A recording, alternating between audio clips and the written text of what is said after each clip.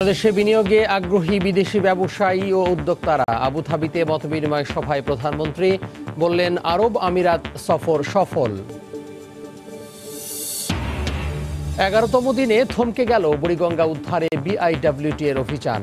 আমিন মোমিন হাউজিং এর স্থাপনা ভাঙা শুরুর কিছুক্ষণ পরই স্থগিত। সরিয়ে নেওয়া হলো ঢাকা বন্দর প্রধানকে।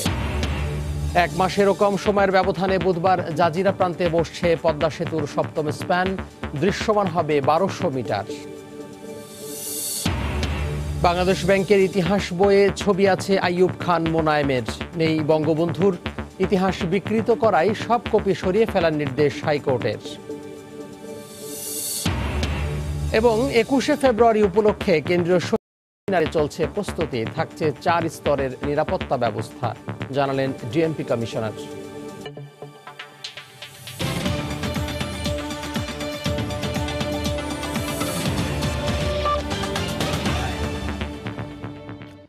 দেখছিলেন শিরোনাম। প্রবাসের সময়ের সঙ্গে আছি আমি তোহা খান তামিম।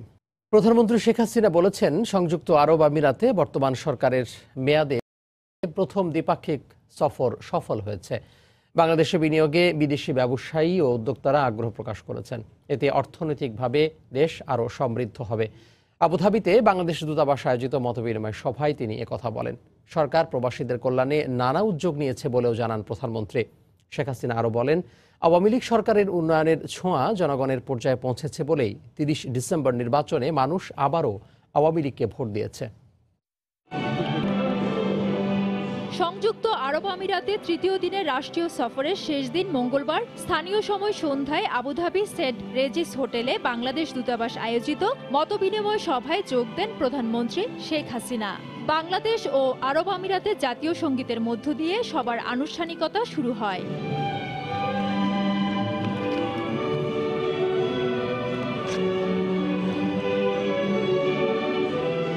শুরুতে সেখানে বসবাসরত বাঙালি বিভিন্ন কমিউনিটির নেতারা প্রধানমন্ত্রীকে ফুল দিয়ে শুভেচ্ছা জানান। পরে প্রবাসীদের উদ্দেশ্যে বক্তব্য দেন সরকার প্রধান। বলেন, আরব আমিরাত বাংলাদেশের দীর্ঘদিনের পরীক্ষিত বন্ধু। বিশ্বের সব দেশের সঙ্গে বাংলাদেশের সুসম্পর্ক আছে উল্লেখ করে প্রধানমন্ত্রীর টানা তৃতীয় মেয়াদে প্রথম এই দ্বিপাক্ষিক সফর সফল হয়েছে বলে জানান। সরকার গঠন করার পর এটাই আমার প্রথম রাষ্ট্রীয় সফর, দ্বিপাক্ষিক সফর। কাজে প্রথমে দ্বিপাক্ষিক সফর আমি মনে করি অত্যন্ত সফল হয়েছে। বিশেষ করে বিনিয়োগ যায়, আবার তার জন্য যথেষ্ট আলোচনা করে খুব ভালো সাড়া পেয়েছি। আওয়ামী লীগ সরকার প্রবাসীদের প্রশিক্ষণ সহ বিশেষ সুবিধা তৈরি করে দিচ্ছে জানিয়ে শেখ হাসিনা বলেন, আরব আমিরাতের কারাগারে থাকা 700 বাংলাদেশিকে ফিরিয়ে নিতে উদ্যোগ নিয়েছে সরকার। এই সময় তিনি বিদেশের নিয়মকানুন মেনে চলার জন্য প্রবাসীদের প্রতি আহ্বান জানান। 700 মতো বাঙালি কারাগারে সাজাপ্রাপ্ত আছে, তো আমরা তাদেরকে ফেরত নেওয়ার ব্যবস্থা করছি। যখন যে দেশে যাবেন সে দেশের আইন মানতে হবে, যেন দেশের কোনো বদনাম না হয়। শেখ হাসিনা বলেন, আওয়ামী লীগ সরকারের প্রতি জনগণের আস্থার প্রতিফলন ছিল 30 ডিসেম্বর নির্বাচন, যেখানে তরুণ ও নারীরা ব্যাপকভাবে আওয়ামী লীগকে ভোট দিয়েছে। এবারে যে নির্বাচন আপনারা দেখেছেন, এই নির্বাচনে জনগণ স্বতঃস্ফূর্তভাবে নৌকা মার্কায় ভোট দিয়েছে। এর কারণটা আর কিছুই না, আমরা যে ক্ষমতায় ছিলাম, দেশের যে উন্নতি করেছি, সেই উন্নয়নের ছোঁয়াটা মানুষের কাছে পৌঁছেছে। কারণ আমাদের উন্নয়নের সমস্ত পরিকল্পনাটা কিন্তু সমগ্র বাংলাদেশটা ঘিরে। এর আগে দুপুরে প্রধানমন্ত্রীর সঙ্গে সৌজন্য সাক্ষাৎ করেন সংযুক্ত আরব আমিরাতের শীর্ষ 2 ব্যবসায়ী লুলু গ্রুপের চেয়ারম্যান ইউসুফ আলী ও এনএমসি গ্রুপের চেয়ারম্যান বিআর শেঠি। তারা বাংলাদেশের স্বাস্থ্য, পর্যটন, রিটেল চেইন শপ সহ বিভিন্ন খাতে বড় আকারে বিনিয়োগে আগ্রহ প্রকাশ করেন।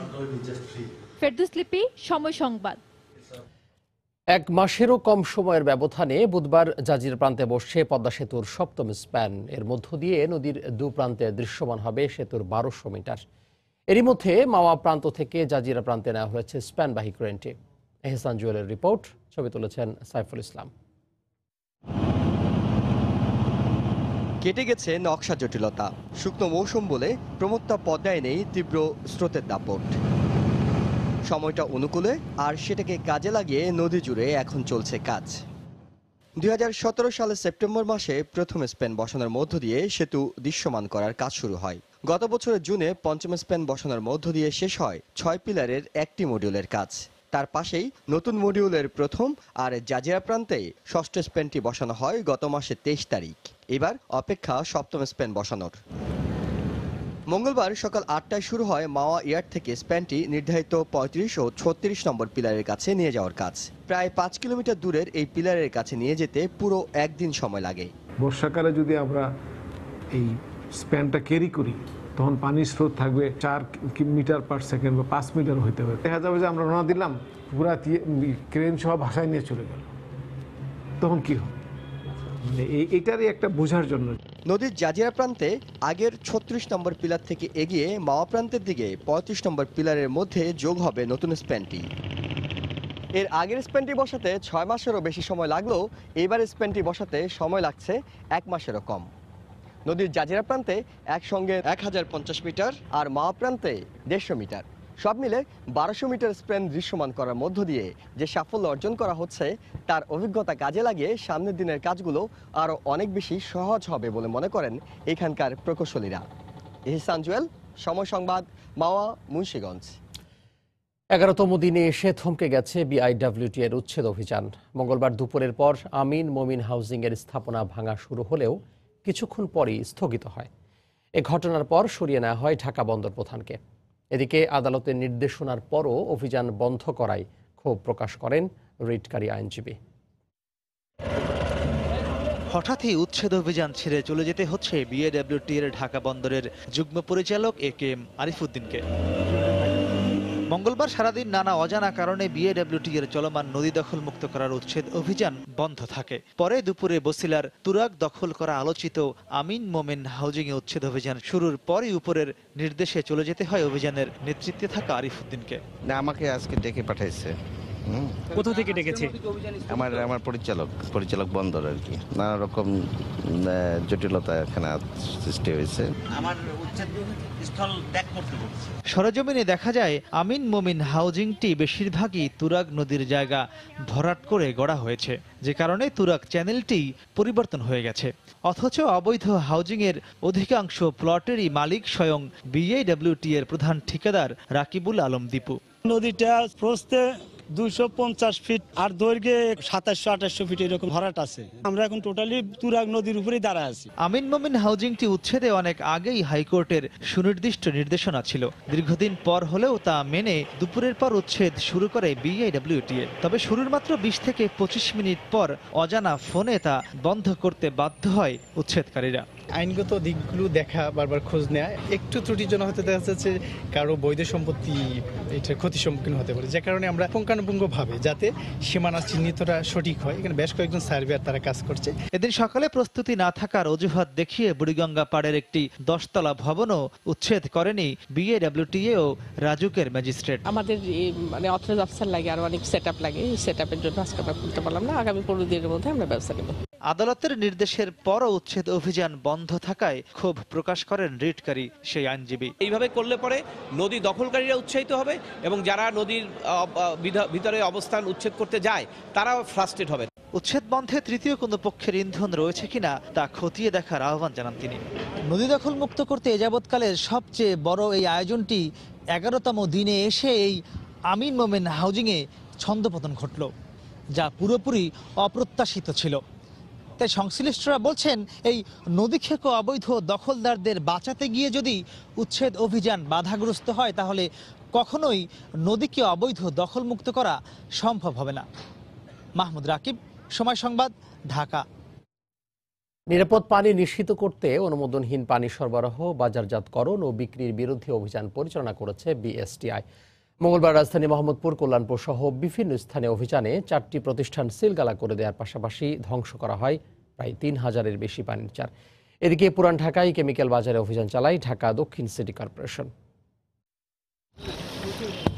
অনিরাপদ পানি সরবরাহ, বিপণন ও বিক্রির বিরুদ্ধে নিয়মিত অভিযানে বিএসটিআই মঙ্গলবার সকালে মোহাম্মদপুরে অনুমোদনহীন পানি সরবরাহকারী প্রতিষ্ঠানে অভিযান পরিচালনা করে 3000-এর বেশি পানির জার ধ্বংস করা হয়। সিলগালা করে দেয়া হয় 4টি অবৈধ প্রতিষ্ঠান। একই দিন বিভিন্ন রেস্টুরেন্টে ভ্যানে করে অনিরাপদ পানির জার সরবরাহ করার সময় সেগুলো জব্দ করে ধ্বংস করা হয়। বিএসটিআই এর উপপরিচালক জানান, অনিরাপদ পানি সরবরাহকারী প্রতিষ্ঠান ও বিক্রির বিরুদ্ধে তাদের অভিযান অব্যাহত থাকবে। 3 সহস্রাধিক জার আমরা ধ্বংস করেছি, নোংরা এবং অস্বাস্থ্যকর জার বিদায় এগুলি। আমরা একটা ফ্যাক্টরিতে অভিযান চালালাম, প্রতিষ্ঠানটির উৎপাদন বন্ধ করে দিয়ে গেলাম এবং জারগুলো ধ্বংস করে দিয়ে গেছি। যতদিন পর্যন্ত নিম্নমানের জারে দূষিত পানি বাজারজাত বন্ধ করতে না পারবো ততদিন পর্যন্ত আমাদের এই অভিযান চলবে। এছাড়া রাজধানীর পুরান ঢাকায় কেমিক্যাল বাজারে ট্রেড লাইসেন্স বাতিল, নবায়ন ও অবৈধ কেমিক্যাল মজুদের বিরুদ্ধে অভিযান চালায় ঢাকা দক্ষিণ সিটি কর্পোরেশন। এ সময় অগ্নিকাণ্ডের জন্য ঝুঁকিপূর্ণ 29টি দাহ্য পদার্থ কোনো প্রতিষ্ঠানে পাওয়া গেলে তাদের ট্রেড লাইসেন্স বাতিল করা সহ কঠোর ব্যবস্থা নেওয়া হবে বলেও জানান মেয়র। 29টি দাহ্য কেমিক্যাল পদার্থ যে সমস্ত দোকানে পাওয়া যাবে কিংবা গোডাউনগুলোতে পাওয়া যাবে, সেই সমস্ত দোকান কিংবা গোডাউনগুলোকে সিলগালা করে আইনের আওতায় এনে কঠোর হস্তে দমন করা হবে। নগরীর সুরক্ষায় এই অভিযান অব্যাহত থাকবে বলেও জানান ঢাকা দক্ষিণ সিটি কর্পোরেশনের মেয়র সাইদ খোকন। ইমদাদুল হক, সময় সংবাদ, ঢাকা। আগামী 3 মাসের মধ্যে সারা দেশের বেহাল সড়ক চলাচলের উপযুক্ত করার নির্দেশ দিয়েছেন সড়ক পরিবহন ও সেতুমন্ত্রী ওবায়দুল কাদের। মঙ্গলবার রাজধানী তেজগাঁওয়ে সড়ক ও জনপথ অধিদপ্তরের কর্মকর্তাদের সঙ্গে বৈঠকে নির্দেশনা দেন তিনি। রোজার ঈদের আগেই কাঁচপুর, গোমতী ও মেঘনা সেতু যানবাহন চলাচলের জন্য খুলে দেওয়া হবে বলেও জানান মন্ত্রী। মে মাসে পুরো রমজান, রমজানের পরে রমজানের ঈদ, সব মিলিয়ে 3 মাসের বিষয়। এই 3 মাসে অচল রাস্তাগুলোকে সচল করতে হবে, বেহাল রাস্তাগুলোকে ইউজেবল করতে হবে, পাসেবল করতে হবে। মেঘনা গোমতী কি আমরা জুনের মধ্যে কমপ্লিট করতে পারবো? তাহলে আমরা 3টা ব্রিজই জুনের মধ্যে আমাদের কাজ শেষ হবে। রমজানের ঈদের আগে উন্মুক্ত করে দিলে ঈদের সময় মানুষ স্বস্তি পাবে। প্রবাসের সময় আরও থাকছে। খাগড়াছড়িতে গ্যাস সিলিন্ডার বিস্ফোরণে দম্পতি সহ দগ্ধ 9, ধসে গেছে ঘরের দেয়াল, আশঙ্কাজনক 4 জন চট্টগ্রাম মেডিকেলে।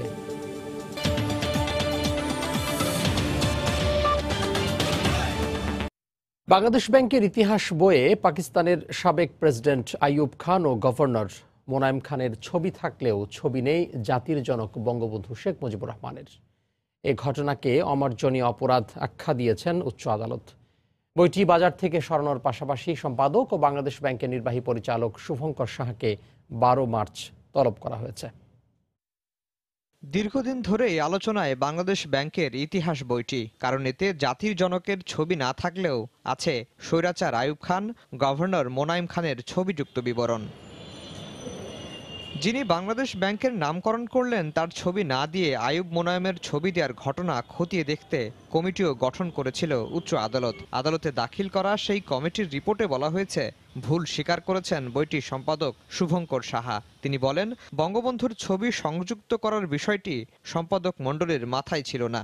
এমন প্রতিবেদনের পর দায়ী ব্যক্তিরা অমার্জনীয় অপরাধ করেছেন বলে মন্তব্য করেছেন উচ্চ আদালত। রাষ্ট্রীয় প্রতিষ্ঠানের যদি ইতিহাস লেখা হয়, সেখানে যদি আইয়ুব খানের ছবি থাকে, মোনায়েম খানের ছবি থাকে, আর বঙ্গবন্ধুর ছবি যদি না থাকে, এর চেয়ে তো চরম ধৃষ্টতা আর কিছু হতে পারে না। আগামী 12 মার্চ হাজির হয়ে ব্যাখ্যা দিতে বলা হয়েছে বইটির সম্পাদক ও বাংলাদেশ ব্যাংকের নির্বাহী পরিচালক শুভঙ্কর সাহাকে। এটা মস্ত বড় অন্যায় হয়েছে এবং এই বইটির যে সম্পাদক তাকে ডাকা হয়েছে। আদালত এই মর্মেও আদেশ দিয়েছেন যে বইগুলো বাজার থেকে তুলে ফেলতে হবে।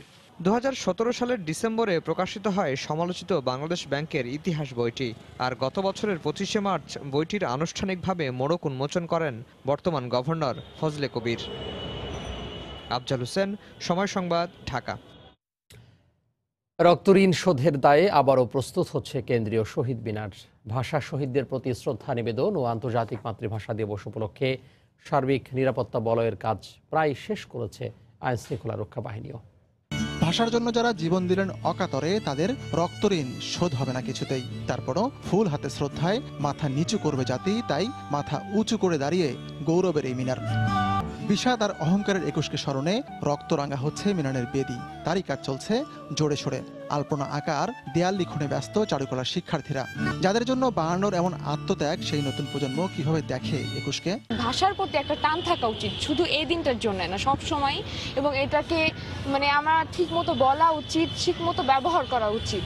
মঙ্গলবার ডিএমপি কমিশনার আসেন শহীদ মিনারে, এরপর আসেন র্যাবের মহাপরিচালকও। তারা দুজনই নগরবাসীকে শৃঙ্খলার সঙ্গে দিবসটি পালনের আহ্বান জানান। এই অনুষ্ঠানটিকে অত্যন্ত সুশৃঙ্খল করব, প্রবেশ এবং বাহিরের পথগুলো আমরা ওয়ান ওয়ে করে দিব। আমাদের এখানে স্ট্যান্ডিং পেট্রোল থাকবে, মোবাইল পেট্রোল থাকবে, আমাদের এই অবজারভেশন পোস্ট রয়েছে। বুধবার রাত ৮টা থেকে ২১ তারিখ রাষ্ট্রপতিও প্রধানমন্ত্রীর শ্রদ্ধা নিবেদনের আগ পর্যন্ত ঢাকা বিশ্ববিদ্যালয় পরিবারের সদস্যরা ছাড়া কাউকে ক্যাম্পাস এলাকায় ঢুকতে দেওয়া হবে না। রাস্তায় আলপনা আঁকার জন্য মঙ্গলবার রাত থেকেই নানা পথে বন্ধ রাখা হবে যান চলাচল। আতিকুর রহমান তামাল, সময় সংবাদ, ঢাকা। ডাকসু ও হল সংসদ নির্বাচনের জন্য এখনো প্রার্থী চূড়ান্ত করতে পারেনি ছাত্র সংগঠনগুলো। এ কারণে মঙ্গলবার মনোনয়নপত্র সংগ্রহের প্রথম দিনে তেমন সাড়া মেলেনি। দলীয় সিদ্ধান্তের দিকে তাকিয়ে আছেন ছাত্রলীগের সম্ভাব্য প্রার্থীরা। এদিকে নির্বাচনে অংশ নেওয়া নিয়েই দোলাচলে ছাত্রদল। সব সংগঠনকে সমান সুযোগ দেওয়ার আশ্বাস দিয়েছে হল প্রশাসন।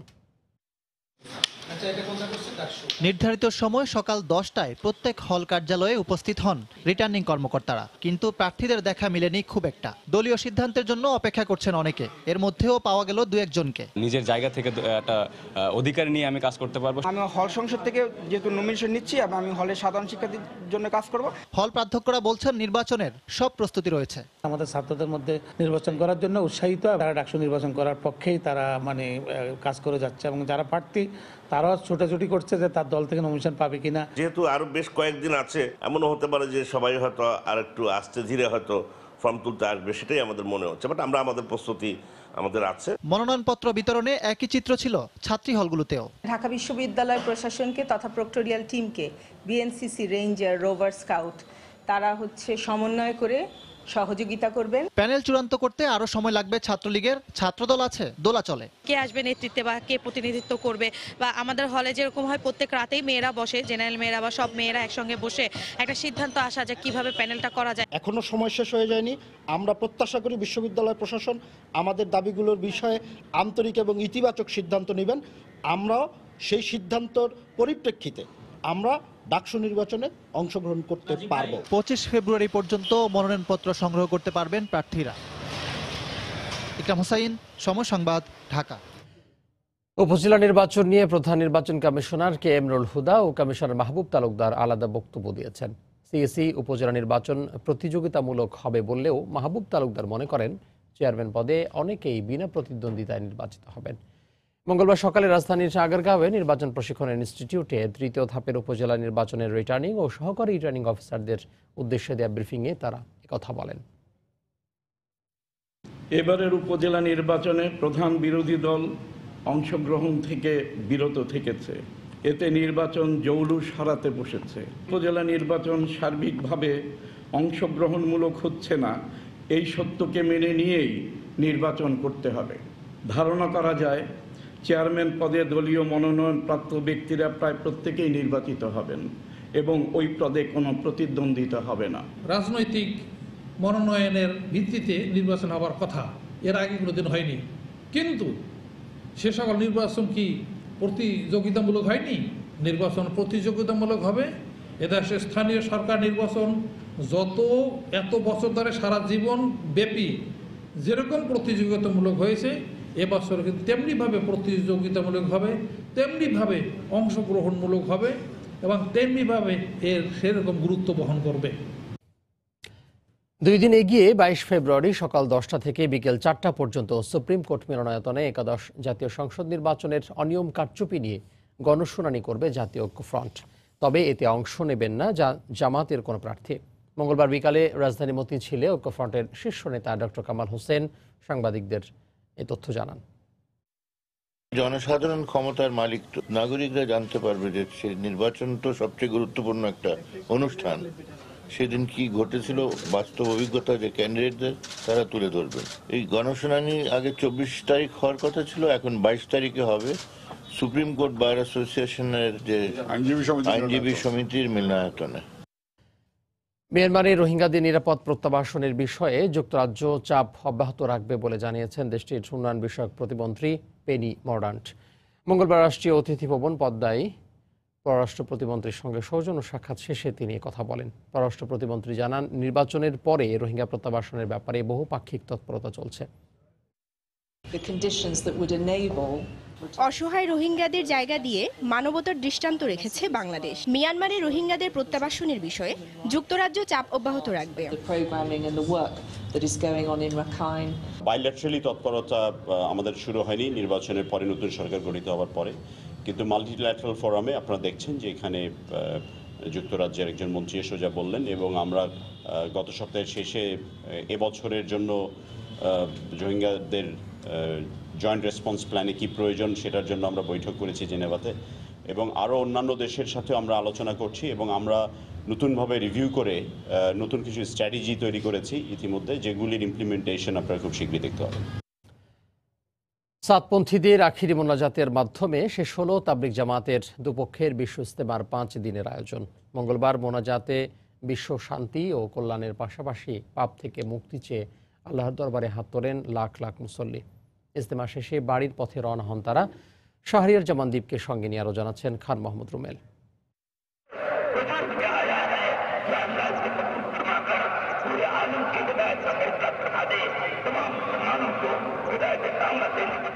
অশ্রু সজল চোখে আল্লাহর দরবারে উঠেছে লাখো হাত।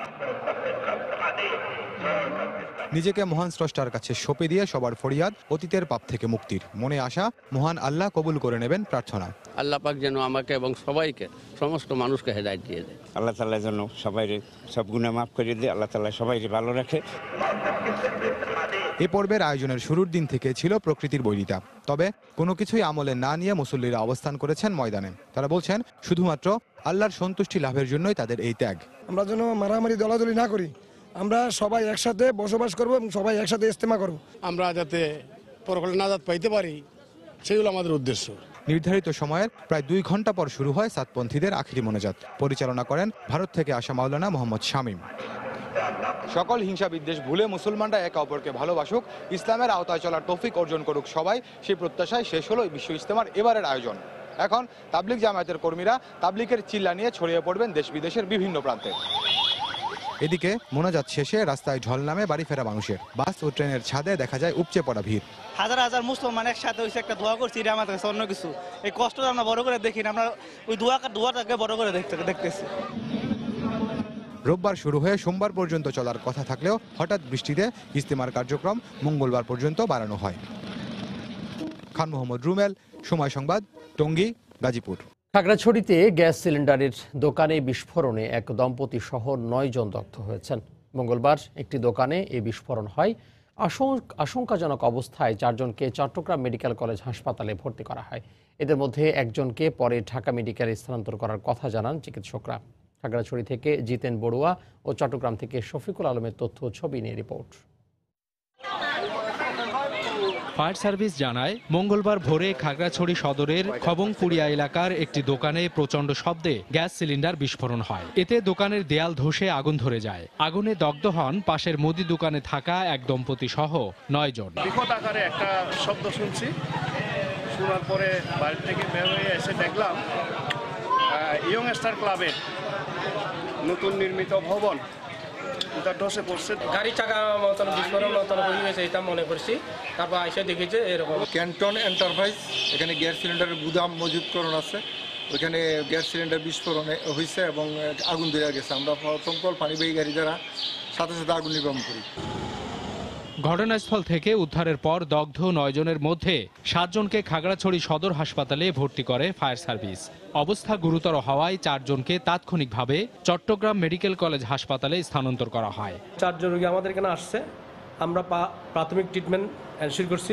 তাদের শ্বাসনালীতে প্রদাহ, যেটা আমরা বলি ইনহেলেশন ইনজুরি। ইনহেলেশন ইনজুরি 1% থাকলেও কিন্তু মৃত্যুর আশঙ্কা 100%। দুর্ঘটনার পর থেকে গ্যাস সিলিন্ডার ব্যবসায়ী ডেলটন চাকমা পলাতক রয়েছে। সময় সংবাদ, খাগড়াছড়ি। খাগড়াছড়িতে এক কলেজ ছাত্রকে গুলি করে হত্যা করেছে দুর্বৃত্তরা। পুলিশ জানায়, মঙ্গলবার সন্ধ্যায় শহরের নারায়ণখাইয়া এলাকায় জিনা ইঞ্জিনিয়ারিং নামে একটি দোকানে বসে গল্প করছিলেন কলেজ ছাত্র তুষার চাকমা ও তার বন্ধুরা। এ সময় 7 থেকে 8 জনের একদল যুবক তাদের কাছে এসে তুষার চাকমাকে ডেকে নেয়। দোকানটির একটু পাশে নিয়ে তাকে গুলি করে পালিয়ে যায় দুর্বৃত্তরা। এতে ঘটনাস্থলেই তার মৃত্যু হয়। নিহত Tushar Chakma Khagrachhari technical school and কলেজের ছাত্র ছিলেন।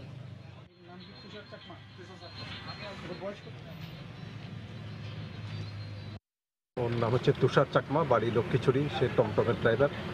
কিছুক্ষণ আগে 6:30টার দিকে কে বা কারা তাকে হঠাৎ করে গুলি করে গুলি করতে করতে আবার ভিতর দিকে চলে যায়। তো আমরা বিষয়টা তদন্ত করে দেখব কে বা কারা এই ঘটনা কেন ঘটাইলো।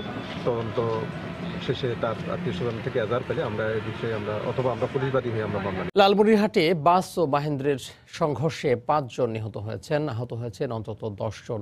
মঙ্গলবার রাতে সদর উপজেলার বড় বাড়িতে এই দুর্ঘটনা হয়।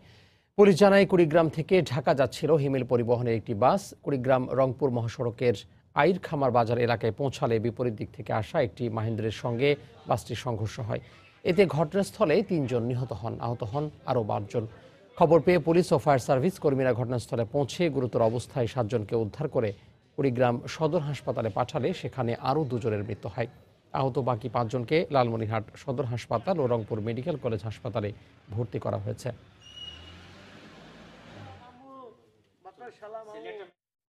সুনামগঞ্জে ফসল রক্ষা বাঁধ নির্মাণে অনিয়মের অভিযোগে প্রকল্প বাস্তবায়ন কমিটির 3 সভাপতি সহ 7 জনকে আটক করা হয়েছে।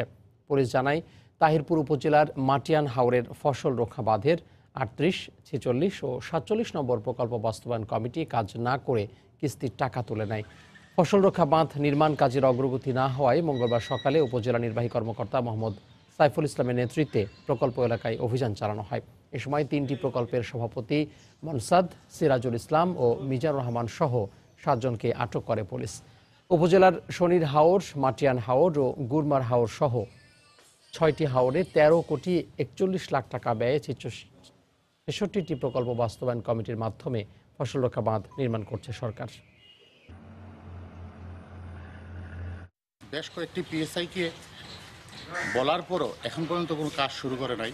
তাই আজকে তাহিরপুর উপজেলা নির্বাহী কর্মকর্তার উপস্থিতিতে আমরা পুলিশ বাহিনী যেহেতু কাজ এখনো শুরু করে নাই এবং বাঁধের কাজের প্রথম কিস্তির টাকা উত্তোলন করেছে, এই অপরাধে 47, 48 এবং 38 এই 3টি পিআইসি সভাপতি সহ 7 জনকে আটক করে থানায় হানা হয়েছে। জাহালমের জন্য রাষ্ট্রীয় ক্ষতিপূরণ পাওয়ার বিষয়ে আইনি লড়াই চালাবে মানবাধিকার কমিশন। মঙ্গলবার দুপুরে রাজধানীর কারওয়ান বাজারে সংস্থাটির কার্যালয়ে চেয়ারম্যান জানান, ভারতে 10 বছর কারাভোগ করা বাদল ফারাজিকে বাংলাদেশের কারাগার থেকে মুক্ত করার বিষয়েও কাজ করবে কমিশন। জাহালম তার জীবন থেকে যে 3টি বছর চলে গেল, তার যে সংসারের ভিতরে, তার পরিবারের ভিতরে যে অশান্তি ভোগ করতে হলো, এই জন্য জাহালমকে রাষ্ট্রকে ক্ষতিপূরণ দিতে হবে এবং সেই ক্ষতিপূরণ যাতে জাহালম পায় সেই জন্য আমরা হাইকোর্টে আমরা আইনি লড়াই আমরা চালিয়ে যাব। বাদল ফরাজিকে যতটা আইনি সহায়তা দেওয়া সম্ভব আমরা ততটা আইনি সহায়তা দেবো। ন্যাশনাল হিউম্যান রাইটস কমিশনের সাথে কথা বলে আমরা কিভাবে ভারত সরকারের সাথেও যোগাযোগ করার চেষ্টা করব, আমাদের সরকারের সাথেও যোগাযোগ করব যে কিভাবে আমাদের সরকারের মাধ্যমে আমরা তাকে রিলিফটা দিতে পারি। ডাস্টবিন থেকে 31টি মানব ভ্রূণ উদ্ধারের ঘটনায় বরিশাল শের-ই-বাংলা মেডিকেল কলেজ হাসপাতালের গাইনি বিভাগের প্রধান এবং সংশ্লিষ্ট ওয়ার্ডের নার্সিং ইনচার্জকে সাময়িক বরখাস্ত করা হয়েছে। ঘটনা তদন্তে গঠন করা হয়েছে 3 সদস্যের কমিটি। মঙ্গলবার সকালে হাসপাতালের পরিচালকের কক্ষে অনুষ্ঠিত জরুরি সভায় সিদ্ধান্ত নেওয়া হয়। সভায় সেবাচিম হাসপাতালের পরিচালক ও অধ্যক্ষ সহ ঊর্ধ্বতন কর্মকর্তারা উপস্থিত ছিলেন। এ সময় গাইনি বিভাগের প্রধান ডাক্তার খুরশিদ জাহান এবং সংশ্লিষ্ট ওয়ার্ডের নার্সিং ইনচার্জ জোসনা আক্তারকে সাময়িক বরখাস্ত করা হয়েছে। একই সঙ্গে সার্জারি বিভাগের প্রধান অধ্যাপক ডাক্তার জহুরুল হক মানিককে প্রধান করে 3 সদস্যের একটি তদন্ত কমিটি গঠন করা হয়। কমিটিকে 3 কার্যদিবসের মধ্যে প্রতিবেদন দাখিলের নির্দেশ দেওয়া হয়। সোমবার রাতে বরিশাল মেডিকেলের ডাস্টবিন থেকে 31টি মানবদেহের ভ্রূণ উদ্ধার করা হয়েছে।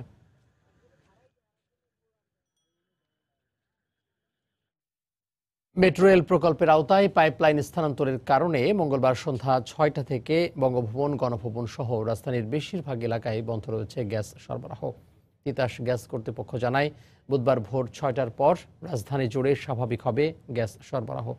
12 ঘন্টার জন্য গ্যাসের সরবরাহ বন্ধ থাকা এলাকার মধ্যে রয়েছে মিরপুর, শ্যামলী, আগারগাঁও, মোহাম্মদপুর, ধানমন্ডি, কলাবাগান, হাজারীবাগ, ঢাকা বিশ্ববিদ্যালয়, শাহবাগ, পুরান ঢাকা, মতিঝিল, আরামবাগ, কমলাপুর, গোড়ান, মিন্টু রোড, বঙ্গভবন, গণভবন, জাতীয় সংসদ ভবন এলাকা, Farmgate, Rajabazar, Karwan Bazar, Bangla motor, Panthapath, Shukrabad, new market, Azimpur, Kalyanpur ও আশপাশের এলাকা।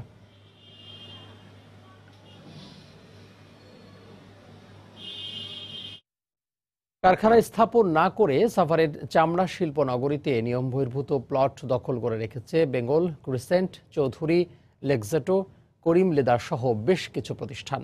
অথচ বহাল তবিয়তে হাজারে ব্যাগে চলছে তাদের ট্যানারিগুলো। প্রভাবশালী ব্যবসায়ীদের এমন অনিয়মের কারণে চামড়া শিল্প ক্ষতিগ্রস্ত হচ্ছে বলে মনে করছে খোদ ট্যানার্স অ্যাসোসিয়েশন। যত প্রভাবশালী হোক, অভিযোগের সত্যতা পেলে বাতিল হবে বরাদ্দ পাওয়া ট্যানারির প্লট, বলছেন শিল্প প্রতিমন্ত্রী। জুবায়ের ফয়সালের রিপোর্ট। নতুন চামড়া শিল্প নগরীতে 1,20,000 বর্গফুট জায়গায় চৌধুরী লেদার, কিন্তু অবকাঠামো বলতে চারপাশের দেয়াল ছাড়া কিছুই নেই। করিম লেদারের আয়তন 1,00,000 বর্গফুট, অথচ শূন্য প্রান্তরের ছবি তুলতে গেলেও পড়তে হয় বাধার মুখে। ওই মানে টুকিটাকি যতটুক সম্ভব অতটুকু, ওই রকম আগে যেরকম ব্যবসা ছিল মনে হয় এখন কোনো উন্নতি নেই। 1.5 লাখ বর্গফুটের লেক্সকো, 2,20,000 বর্গফুটের বেঙ্গল লেদার আর ক্রিসেন্ট ফুটওয়্যারেরও। চামড়া প্রস্তুতে উপযোগী কোনো ধরনের অবকাঠামোই এসব প্রতিষ্ঠান তৈরি করেনি সাভারে। অল্প কিছু ট্যানারি প্রতিষ্ঠান আপনার যে অনিয়ম করেছে, আমরা মনে করি যে সেটা সরকার বিচার বিশ্লেষণ করবে। যদি অনিয়ম হয়, সেই অনিয়মের পক্ষে আমরা আসলে কোনোভাবেই যেতে পারি না। শুধুমাত্র প্লট দখল করে রাখা ট্যানারিগুলোর বিরুদ্ধে শিগগিরই অ্যাকশনে যাবে সরকারও। অবশ্যই আমরা শক্তভাবে অবস্থান নিতে পারবো যে কারখানাগুলি এখনো স্থানান্তরিত হয় নাই, সে ব্যাপারে আমরা পদক্ষেপ নেব। এই অবকাঠামোগুলি উন্নতি সাধন করা যায় সেদিকেও আমরা লক্ষ্য রাখবো। 200 একর জমিতে প্লট হিসেবে বরাদ্দ পাওয়া 155টি ট্যানারির মধ্যে নতুন শিল্পনগরীতে এখন পর্যন্ত 3টি ধাপে চামড়া প্রক্রিয়াকরণের শতভাগ সক্ষমতা অর্জন করেছে মাত্র 13টি প্রতিষ্ঠান। জুবায়ের ফয়সাল, সময় সংবাদ, ঢাকা। বড় মৌসুমকে ঘিরে নওগাঁয় ভেজাল সার, কীটনাশক কারবারিরা সক্রিয় হয়ে উঠেছে। জেলার প্রান্তিক হাট বাজারগুলোতে চলছে অসাধু এ কারবার। নাম সর্বস্ব কোম্পানির সার, কীটনাশক কিনে জমিতে প্রয়োগ করে কোনো ফল না পাওয়ায় আর্থিকভাবে ক্ষতির শিকার হচ্ছেন কৃষকরা। আর কৃষি বিভাগ বলছে অসাধু ব্যবসায়ীদের ধরতে জোর অভিযান চালানো হচ্ছে। নওগাঁ থেকে এমআর রকির রিপোর্টে বিস্তারিত। নওগাঁর বক্তারপুর এলাকার কৃষক বেলাল হোসেন এবার 7 বিঘা জমিতে ধান রোপণ করেছেন। লাগানো ধানের জমিতে আগাছা দমনের জন্য বাজার থেকে কীটনাশক কিনে প্রয়োগ করেও কোনো কাজ হয়নি বলে অভিযোগ তার। সারে কাজ করছে না, সার দিলে 2-4 দিন পরে আসে দেখেন যে একটু ধরেছে, কিন্তু ওই সময়টা মানে বেশি দিন আর যাচ্ছে না। 2 নম্বর সব ওষুধ। মৌসুমকে টার্গেট করে তৃণমূল পর্যায়ের মোড়ে মোড়ে গড়ে উঠেছে সার কীটনাশক কেনাবেচার কারবার। ব্যবসায়ীরা বলছেন মানহীন সার কীটনাশকে কাজ না হওয়ায় তারাও বেকায়দায় পড়ছেন। বাফারের অফিসার বাধ্যতামূলক পার্সেন্টেজ করে দিছে। কাপকু সার দিচ্ছে 30%, 30% দিচ্ছে হলো বল সার, বাকি 40% সার দিচ্ছে হলো এই ড্যাম্পিং চায়না সার। কৃষি উপকরণের দামের তুলনায় উৎপাদিত পণ্যের দাম নিয়ে কৃষকের রয়েছে দুশ্চিন্তা। এ অবস্থায় প্রতারণা রোধে কঠোর নজরদারি ও শক্ত পদক্ষেপ নেওয়ার দাবি জনপ্রতিনিধি ও পরিবেশবিদদের। আমরা যারা সাধারণ জনগণ, সাধারণ নাগরিক, আমাদের জন্য মারাত্মক ঝুঁকি নিয়ে আসছে। এই বিষয়গুলো প্রশাসনের সুনজরে আনা উচিত। সম্প্রতি নওগাঁর শালুকা গ্রামে একটি ভেজাল সার কারখানা থেকে 570 বস্তা সার জব্দ করে কৃষি বিভাগ। ভেজাল কীটনাশক বা রোগনাশক যেন বাজারে না থাকে, এই বিষয়ে আমরা সর্বদা তৎপর আছি।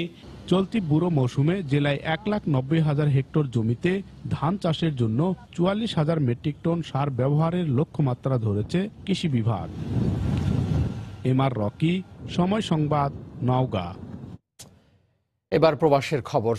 সৌদি আরবের মদিনায় সড়ক দুর্ঘটনায় আহত বাংলাদেশি ব্যবসায়ী মহিউদ্দিন ভূঁইয়া মারা গেছেন। প্রায় 12 ঘন্টা চিকিৎসাধীন থাকার পর সোমবার স্থানীয় সময় সকালে তার মৃত্যু হয়। এর আগে রোববার রাত 11টার দিকে সড়ক দুর্ঘটনায় আহত হন তিনি। গুরুতর অবস্থায় তাকে উদ্ধার করে মদিনার আলদার হাসপাতালে ভর্তি করে স্থানীয় পুলিশ। মহিউদ্দিন ভূঁইয়া ফেনী জেলার ছাগলনাইয়া থানার নিজকুন্দা গ্রামের বাসিন্দা। মহিউদ্দিন ভূঁইয়া ব্যবসার কাজে সৌদি আরব গিয়েছিলেন।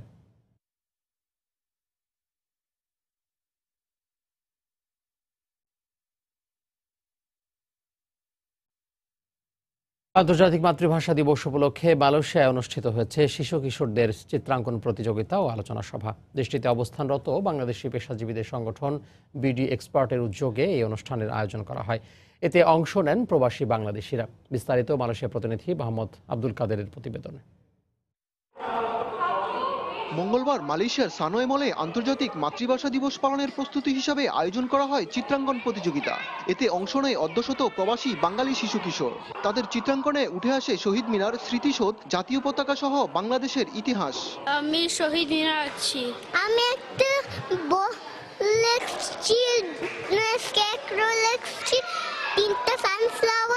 প্রথমবারের মতো মালয়েশিয়ায় অবস্থানরত বাংলাদেশি পেশাজীবীদের সংগঠন বিডি এক্সপার্টের উদ্যোগে এই অনুষ্ঠানের আয়োজন করা হয়। প্রবাসী বাংলাদেশি শিশু কিশোরদের মধ্যে মাতৃভাষা ও এর ইতিহাস তুলে ধরতেই এই আয়োজন। এখানে যারা বাচ্চারা আছে ওরা তো বাংলাদেশ থেকে বেশ কিছুটা দূরে, ওরা খুব একটা বাংলাদেশের ইতিহাস সম্পর্কে জানে না। তো আমরা আমাদের লক্ষ্যটাই এটা ছিল যে ওদেরকে বাংলাদেশের ইতিহাস সম্পর্কে একটু জানানো। বিদেশে যত বাচ্চারা আছে তারা যাতে একটা ধারণা পেতে পারে বাংলাদেশের 21শে ফেব্রুয়ারির ব্যাপারে, সেটাকে আমরা আসলে সুন্দরভাবে ওদের মনের মধ্যে যাতে ওরা এটা ধারণ করতে পারে সেটার জন্য আমরা এই অনুষ্ঠানটার আয়োজন করি। অনুষ্ঠানে 21শে ফেব্রুয়ারির পটভূমিকায় বাংলা ভাষা ও সংস্কৃতির প্রভাব এবং আন্তর্জাতিক মাতৃভাষা দিবসের তাৎপর্য নিয়ে আলোচনা করা হয়। পরে প্রতিযোগিতায় বিজয়ী শিশু কিশোরদের মাঝে পুরস্কার বিতরণ করা হয়। মোহাম্মদ আব্দুল কাদের, সময় সংবাদ, কুয়ালালামপুর, মালয়েশিয়া। সুস্থধারার চলচ্চিত্র আন্দোলনের পুরোধা ব্যক্তিত্ব মোহাম্মদ খসরুরের প্রতি শ্রদ্ধা জানাতে বুধবার তার মরদেহ ঢাকা বিশ্ববিদ্যালয় অপরাজেয় বাংলার পাদদেশে রাখা হবে। বার্ধক্যজনিত নানা রোগে আক্রান্ত হয়ে মঙ্গলবার দুপুর 1টার দিকে রাজধানীর বারডেম হাসপাতালে চিকিৎসাধীন অবস্থায় শেষ নিঃশ্বাস ত্যাগ করেন তিনি। তার মৃত্যুতে গভীর শোক জানিয়েছেন সাংস্কৃতিক অঙ্গনের ব্যক্তিরা। মোহাম্মদ খসরু চলচ্চিত্র বিষয়ক কালজয়ী পত্রিকা ধ্রুপদীর সম্পাদক হিসেবে সাংস্কৃতিক মহলে সবচেয়ে বেশি পরিচিত। বাংলাদেশের সুস্থধারা চলচ্চিত্র আন্দোলনের এই পথিকৃত গত 50 বছরেরও বেশি সময় চলচ্চিত্রের সঙ্গে প্রত্যক্ষ ও পরোক্ষভাবে জড়িয়েছিলেন। শ্বাসকষ্টসহ নানা জটিল রোগে আক্রান্ত হয়ে গত 21শে জানুয়ারি রাজধানীর বারডেম হাসপাতালে ভর্তি হন। চিকিৎসাধীন অবস্থায় মঙ্গলবার দুপুরে বারডেম হাসপাতালে মারা যান সুস্থধারা আন্দোলনের এই প্রাণপুরুষ। তার মৃত্যুর খবরে হাসপাতালে ছুটে আসেন পরিবার পরিজন সহ সাংস্কৃতিক অঙ্গনের ব্যক্তিবর্গ। এ সময় তার স্মৃতিচারণ করেন তারা। ওর খুব ইচ্ছে ছিল একটা চলচ্চিত্র বানাবে, কিন্তু সেটিও সে করতে পারেনি। হয়তো এক ধরনের অতৃপ্তি নিয়েই খসরু চলে গেল, কিন্তু আমি মনে করি যে ওর সাফল্য সেখানেই। ভালো ছবি দেখার দিকে ঝুঁকেছে যে সমাজ, সেটার পেছনেই মোহাম্মদ খসরু। বেশ কয়েকটি বই লিখেছেন মোহাম্মদ খসরু। তার মাধ্যমেই প্রতিষ্ঠিত হয় ফিল্ম স্টাডি সেন্টার। স্বল্পদৈর্ঘ্য ছবি নির্মাণের অবদানও এই গুণী শিল্পীর। পাশাপাশি বাংলাদেশ চলচ্চিত্র ও টেলিভিশন ইনস্টিটিউটের প্রশিক্ষক হিসেবেও কাজ করেছেন দীর্ঘদিন। সকাল 11টায় ঢাকা বিশ্ববিদ্যালয়ের অপরাজয় বাংলার পাদদেশে, সেখানে তাকে রাখা হবে যেন জাতি তার প্রতি শেষ শ্রদ্ধা নিবেদন করতে পারে। তারপরে তার জানাজা হবে ঢাকা বিশ্ববিদ্যালয়ে বাদ-জোহর। সর্বসাধারণের শ্রদ্ধা নিবেদনের পর বুধবার তার পৈতৃক নিবাস কেরানীগঞ্জের রোহিতপুরে পারিবারিক কবরস্থানে দাফন করা হবে গুণী এই ব্যক্তিত্বের। সময় সংবাদ, ঢাকা। এ পর্যায়ে শীর্ষ সংবাদগুলো জানিয়ে দিচ্ছি আরও একবার। বাংলাদেশে বিনিয়োগে আগ্রহী বিদেশি ব্যবসায়ী ও উদ্যোক্তারা আবুধাবিতে মতবিনিময় সভায় প্রধানমন্ত্রী বললেন, আরব আমিরাত সফর সফল। 11তম দিনে থমকে গেল বুড়িগঙ্গা উদ্ধারে বিআইডব্লিউটি এর অভিযান। আমিন মোমিন হাউজিং এর স্থাপনা ভাঙা শুরুর কিছুক্ষণ পরই স্থগিত। সরিয়ে নেওয়া হলো ঢাকা বন্দর প্রধানকে। 1 মাসেরও কম সময়ের ব্যবধানে বুধবার জাজিরা প্রান্তে বসছে পদ্মা সেতুর 7ম স্প্যান। দৃশ্যমান হবে 1200 মিটার। বাংলাদেশ ব্যাংকের ইতিহাস বইয়ে ছবি আছে আইয়ুব খান মোনায়েমের, নেই বঙ্গবন্ধুর। ইতিহাস বিকৃত করায় সব কপি সরিয়ে ফেলার নির্দেশ হাইকোর্টের। এবং 21শে ফেব্রুয়ারি উপলক্ষে কেন্দ্রীয় শহীদ মিনারে চলছে প্রস্তুতি, থাকছে 4 স্তরের নিরাপত্তা ব্যবস্থা, জানালেন ডিএমপি কমিশনার। এই ছিল প্রবাসের সময়ে। যে কোনো খবর পেতে ভিজিট করুন সময়নিউজ.tv, আর আপনার মোবাইলে সময় সংবাদ দেখতে ও সকল খবর পেতে ডাউনলোড করুন সময় অ্যাপ আর সঙ্গে থাকুন। এছাড়া এইমাত্র পাওয়া খবর আপনার মোবাইল পেতে SMS করুন *BL লিখে পাঠিয়ে দিন 16242 নম্বরে, আর সঙ্গে থাকুন সময়।